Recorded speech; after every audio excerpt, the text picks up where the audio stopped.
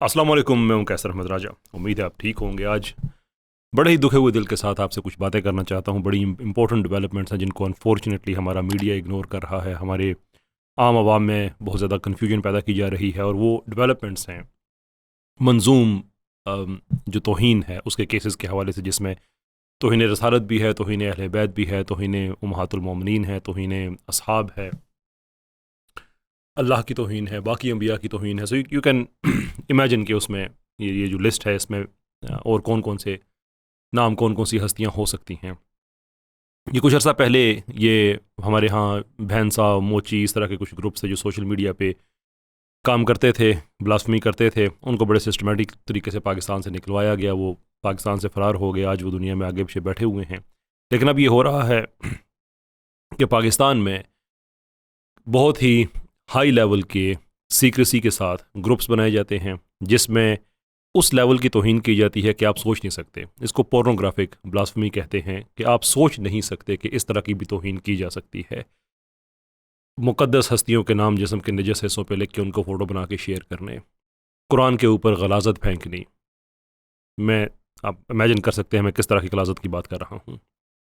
जाए नमाज के ऊपर जिनसी ताल्लुकात कायम करना, इस तरह की हरकतें, और उसके फ़ोटो बनाने, वीडियो बनाने और इस तरह की फिर वो शेयर करना आगे पीछे।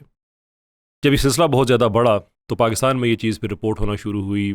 जो हमारे इदारे हैं, मिसाल के तौर पे जो हमारे जैसे PTA है उसने रिपोर्ट किया, ऐसे ही जो वजारत मजहबी अमूर है उसने रिपोर्ट किया, जो हमारी इंफॉर्मेशन मिनिस्ट्री है उन्होंने रिपोर्ट किया। इवेंचुअली ये बात फिर कुरान बोर्ड तक आई कि इतने बड़े लेवल पे पाकिस्तान में ब्लास्फेमी हो रही है। तो फिर FIA ने एक स्पेशलिस्ट विंग बनाया ब्लास्फेमी को ख़त्म करने के लिए, इन लोगों को पकड़ने के लिए।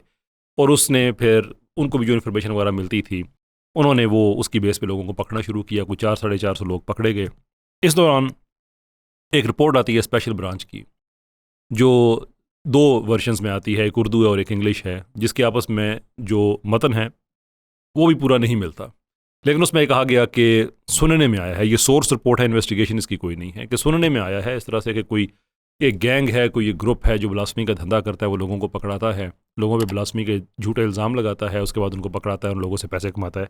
और FIA को उन्होंने रिकमेंड किया कि आप इस पर फर्दर इन्वेस्टिगेशन करें ना। अब ये बात याद रखें कि जो स्पेशल ब्रांच है वो दर्जनों तरह की रिपोर्टें बनाते हैं और उसके बाद ये देखते हैं कि ये किसका प्रॉब्लम है, ये नहीं कि किस इदारे ने इसको डील करना है, पुलिस ने करना है, FIA ने करना है, कमिश्नर को भेजना है, किसको भेजना है।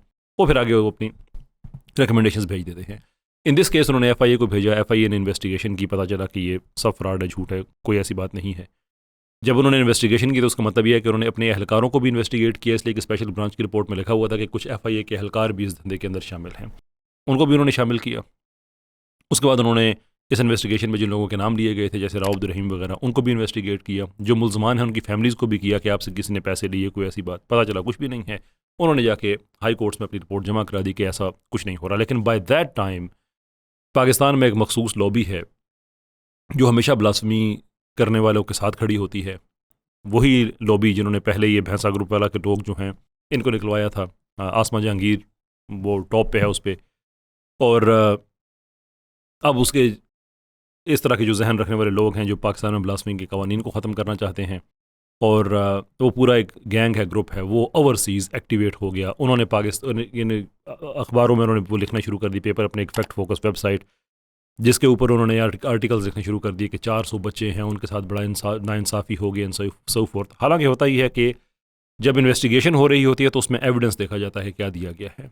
जब पाकिस्तान में ऐसे लोगों को पकड़ा गया कि जिन्होंने कुरान के ऊपर गलाजत फेंकी और वो कुरान की कॉपियों से जो DNA लिया गया वो उनके DNA से मैच कर गया, और ये जो एविडेंस है ये भी FIA का अपना दिया हुआ नहीं है, क्योंकि पाकिस्तान के कानून के मुताबिक एक इंडिपेंडेंट बॉडी है जिसने इन्वेस्टिगेट जो जो फोरेंसिक्स हैं वो करने हैं। तो जैसे पंजाब की फोरेंसिक लैब है मिसाल के तौर पे, रियासती इदारा है और इस तरह के इदारे, उन्होंने ये आके ये रिपोर्ट्स दी कि हाँ ये मैच कर गया है। अब इन ब्लास्फेमर्स को बचाने के लिए वो जो ब्लास्फेमी प्रोटेक्शन गैंग है वो एक्टिवेट हो गया। अहमद नूरानी और वकास गुराया, इन दोनों के आपस में ताल्लुकात हैं बड़े क्लियर। फैक्ट फोकस के हवाले से दोनों में लड़ाई भी पड़ी है। वकास गुराया कहता है मेरी है, वो कहता है मेरी है। इसमें एक नाम ओवरसीज़ में कंदील नाम की एक लड़की है। ये वो लड़की है कि जिसने आसिम को, जो भैंसा ग्रुप का मेंबर था, उसको इसने पनाह दी थी, और ये पब्लिकली इसको एक्नॉलेज करती है कि हाँ मैंने उसको पनाह दी थी। ये ख़ुद ब्लास्फेमी के कवानीन के ख़िलाफ़ है। अब इसको इन्फॉर्मेशन फीड की जाती पाकिस्तान से, ये जर्नलिस्ट बन के आर्टिकल छाप देती है। और खैर वो मैं उस पर बाद में आता हूँ कि आगे उस आर्टिकल के क्या होता है। अभी जो बाकी मेंबर्स हैं मैं आपको बता दूँ। इसके अंदर सोनिया खटक नाम की एक रकासा है, पहले को फिल्मों वगैरह में काम करती रही। वो काम उसका पता नहीं चला, वो हमसे एज ग्रुप में इतनी बड़ी है कि हमें मेरी मेमोरी में नहीं है कि मैंने कभी उसकी कोई मूवी वगैरह देखी हो। बहरहाल वो इसके अंदर उसने छलांग लगाई, उस और छोटे मोटे इनके छोटे चबाड़े जो हैं वो इसके अंदर आए। इसके दरमियान सारी जो इन्वेस्टिगेशन हो रही थी, कादियानी लिंक भी बड़ा क्लियर पता चला कि जो कादियानी खलीफा है उसको ख़त दिए जा रहे हैं। मैंने इस पर 2 डॉक्यूमेंट्रीज बनाई हैं बड़ी तफसील के साथ, वो भी आपको नीचे डिस्क्रिप्शन में आपको नज़र आ जाएंगी अगर आप पूरी तफसील के साथ एक रुख देखना चाहते हैं। लेकिन जिस चीज़ के लिए जो आपके से जो बात शेयर करनी है आज, वो ये है कि सारे मामले में फिर ये हुआ कि ईमान मज़ारी साहिबा, उस्मान वड़ाई साहब, हादी अली चढ़ा साहब, ये वकील हैं। इनको हम कभी ब्लास्टिंग प्रोडक्शन गैंग का ऐसा नहीं कहते, इसलिए कि वकील का एक प्रोफेशनल जॉब होता है। कातल का भी वकील होता है, दहशतगर्द का भी वकील होता है, रेपिस्ट का भी वकील होता है। तो वकील ने बहरहाल अपना काम करना है। सो वी हैव नो, इसमें कोई हम किसी गलतफहमी में किसी को नहीं डालना चाहते। लेकिन उन्होंने ये किया कि उन्होंने इस्लामाबाद हाई कोर्ट में एक पिटिशन दाखिल की कि एक कमीशन बनाया जाए और उस कमीशन में फिर देखा जाए कि कोई लोग ऐसा काम करें या नहीं करें। अब ये बात जहन में रखें कि इनके पिटिशन की बुनियाद 4 रिपोर्ट्स पे थी जो इन्होंने दावा किया। नंबर 1 ये इन्होंने कहा कि आईबी ने अपनी रिपोर्ट में कहा कि एक ब्लास्फेमी बिजनेस गैंग है। फिर उन्होंने कहा कि जो जिसका आगे मैंने जिक्र किया कि स्पेशल ब्रांच है। साथ उन्होंने कहा कि जो national commission for human rights है उनकी भी है। और साथ उन्होंने फैक्ट फोकस का हवाला दिया। अब आईबी वाले तो साफ उन्होंने तो अदालत को बता दिया कि जनाब हमने कोई रिपोर्ट शूट नहीं की, हमारा नाम की इस्तेमाल किया जा रहा है, हमारी तरफ से कोई रिपोर्ट नहीं है।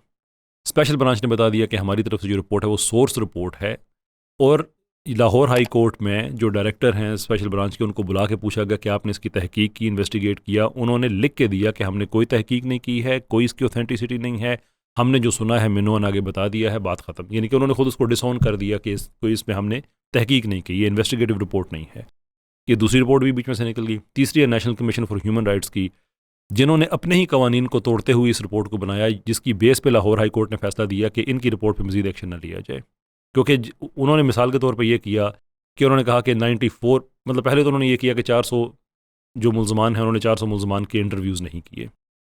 उन्होंने एक इंक्वायरी के मोड में बाय लॉ उन्होंने ये सारी इन्वेस्टिगेशन करनी थी। लेकिन उन्होंने ये किया कि कुछ लोगों के जाके उन्होंने इंटरव्यूज़ किए और उन इंटरव्यूज़ में जाके उन्होंने फिर लिख दिया कि इनमें से 94% लोगों ने कहा है कि हमें ट्रैप किया जाता है। कोई लड़की है वो हमें ब्लास्फेमी भेजती है, हमने उसे कहा कि तुमने ये क्यों ऐसा किया, और उसके बाद फिर उसने कहा कि सबूत दो। जब हमने वापस भेजा तो उन्होंने हमें पकड़ लिया।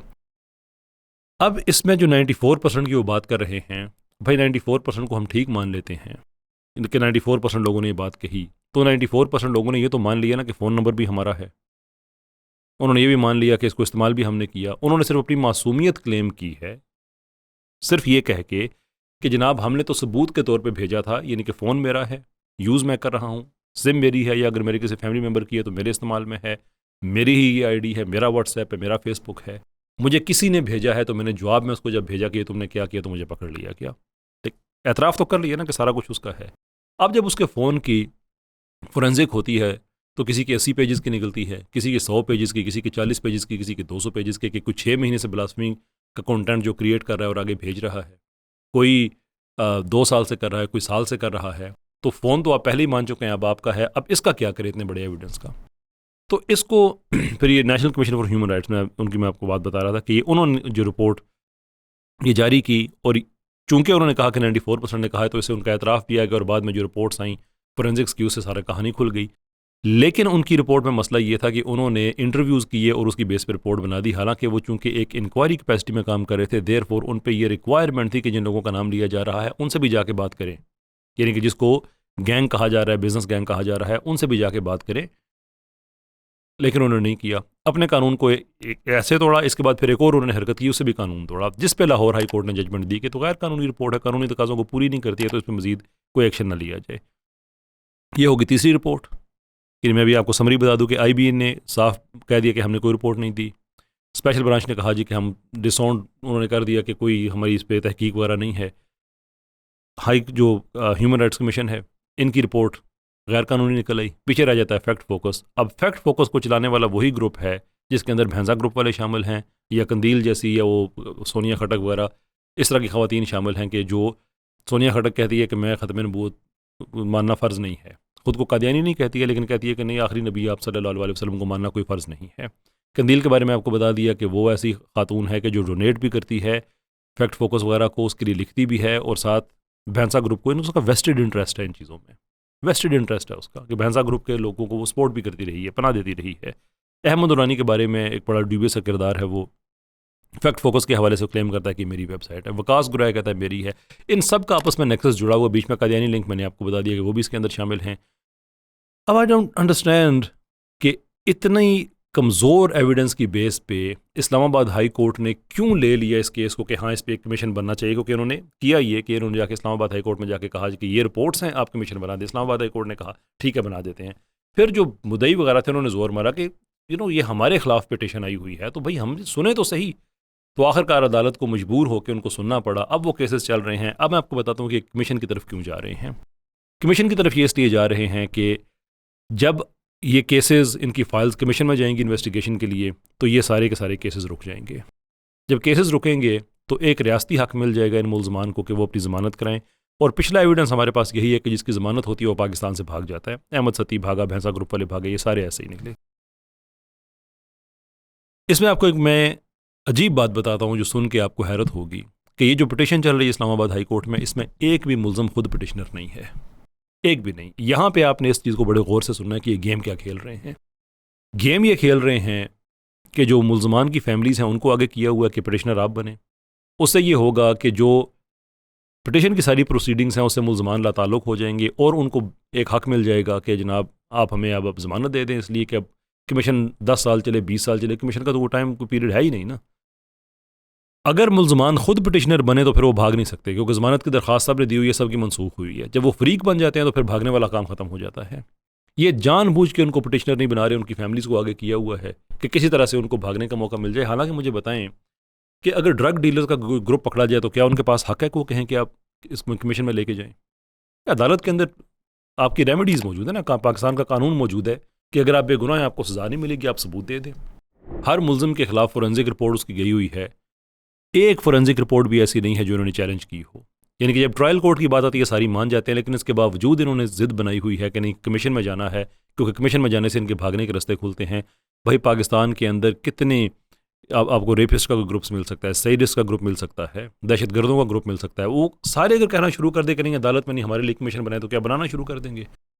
किसी के लिए नहीं बन सकता। अगर किसी के लिए नहीं बन सकता तो इनके लिए क्यों बने जिनके खिलाफ इतना ओवरवेलमिंग एविडेंस है कि उसको देख के इनको अदालतों ने जमानतें तक नहीं दी हैं, क्योंकि फोरेंसिक्स हुए हुए हैं, डीएनए मैच हुए हैं, सब का सब वहाँ पे मौजूद है। लेकिन इसके बावजूद इनकी एक ही जिद है। और फिर इसके बाद जो इनकी लीगल टीम है उन्होंने एक ऐसी बिजार किस्म की स्ट्रेटजी अपनाई। उन्होंने ये किया कि सारे मामले में हम ईमान नाम की लड़की एक लेके आ जाते हैं, राव अब्दुल रहीम जो एडवोकेट, उसको हम हर मामले में उसको नथी कर देते हैं। और ऐसी डेस्परेट कोशिशें की इन्होंने, और आपस में वकीलों के बयान भी नहीं मिल रहे। मिसाल के तौर पे एक मुल्ज़म है उमर लियाकत, मैं आपको उसके हवाले के तौर पे आपको बता रहा हूँ। उमर लियाकत के हवाले से एक पार्टी, एक वकील ये कह रहा है इनका कि देखें जनाब लिया से उसको पकड़ा है, लेकिन राव अब्दुल रहीम की गाड़ी में पकड़ा है। सबूत इस चीज़ का वो देखें, ये नंबर प्लेट अदालत में जूम करके दिखाएगी, वो वाज़े नज़र नहीं आ रही। उस पर चढ़ा साहब कहते हैं मैं दावे से कह रहा हूँ ये वही। अभी आप दावे से क्यों साबित करें? आप दावे से कह रहा हूँ, कोई चीज़ साबित नहीं हुई। अच्छा, जब साबित नहीं हुई तो साथ ही एक और बंदे का उन्होंने बता दिया कि ये भी राव के साथ मिला हुआ, ये भी आप वीडियो में देख सकते हैं। उसका भी कोई एविडेंस कुछ भी नहीं। उन दोनों ने जाके अपने अपने बयान दे दिए कि जनाब ये तो हम नहीं है, हमारी गाड़ी नहीं है, बात खत्म हो गई। लेकिन इस मामले से इन्होंने अचीव क्या किया? अचीव ये किया कि राव अब्दुल रहीम का नाम नथी कर दिया। And that's the only thing they wanted, कि उसका नाम दोबारा से आ जाए कि राव अब्दुल रहीम यहाँ पे है। अच्छा, ये कौन कह रहा है? ये इनका वकील जो जिसमें बैरिस्टर तला भी हैं और उस्मान वड़ाई, इनके एक वकीलों की जो ग्रुप है उनमें से कुछ ये कह रहे हैं कि देखें जनाब लिया से गिरफ्तार किया गया, बल्कि वो कह रहे हैं अगवा किया गया और उसमें राव अब्दुल रहीम की गाड़ी शामिल है। तंबोली साहब कह रहे हैं जी लिया से गिरफ्तार ही नहीं किया गया। तंबोली साहब इसी टीम का हिस्सा, याद रखें। वो एक और लॉयर हैं तंबोली साहब जो कि इसी ईमान मज़ारी की टीम का हिस्सा हैं, जो कह रहे हैं कि जनाब लिया से गिरफ्तारी नहीं हुई, गिरफ्तारी इस्लामाबाद में हुई है, ट्रैप करके किया है। यानी कि झूठ इस कदर बोल रहे हैं कि उनके आपस में बयान नहीं मिल रहे हैं, लेकिन किसी तरह से राव अब्दुल रहीम का नाम इसमें आ जाए ताकि ये हम साबित कर सकें कि जनाब जो कुछ कर रहे हैं ये 5-7 लोग हैं, इन्होंने सारा किया हुआ है। हालांकि मुल्ज़मान की तादाद अब कुछ 400 से बढ़कर कुछ 760 से भी ज़्यादा हो गई है, क्योंकि मज़ीद जो है वो गिरफ्तारियाँ होती रहीं। फिर उन्होंने क्या किया, वो अब्दुल्ला शाह का एक कत्ल और राव अब्दुल रहीम पे उन्होंने डालने की कोशिश की। वो पता चला कि जो एविडेंस सामने आया कि गुस्ताखों की आपस में लड़ाई थी, उसके अगवा और कत्ल के मंसूबे कुछ बन रहे थे। इन्होंने वो टोटल इन्फॉर्मेशन का वो हिस्सा बीच में से गायब करके राव अब्दुल रहीम पे खोलने की कोशिश की। कुछ दिन पहले की बात है, लेकिन अदालत में जब पता चला कि राव अब्दुल रहीम इस केस में मुलज़म के तौर पर अदालत में नहीं पेश किया गया, यानी कि चालान में उसको मुलज़म के तौर पर प्रेजेंट नहीं किया गया अदालत में, बल्कि कोई और लोग थे, दूसरे ब्लास्फेमर थे, उसी वक्त अदालत में केस ठीक है जी बंद हो गया। लेकिन फिर उसके बाद नहीं, वो ईमान जो है वो वापस आ गई है किसी तरह से, अब केस दोबारा से खोल दो। यानी कि जो असल चीज़ है कि जनाब आपके जो केसेस हैं उन आपके खिलाफ एविडेंस अदालतों में जा चुका है, वहाँ पे आपने उसको कंटेस्ट करना है।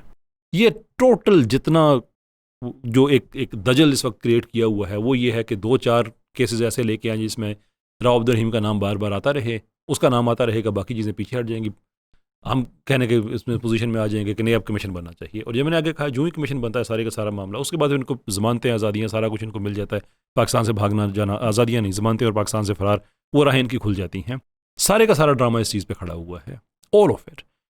एंड रिपोर्ट्स ऐसी आ रही हैं कि देखें जनाब ये लड़की, एक वीडियो दिखा रहे हैं, ये ईमान है।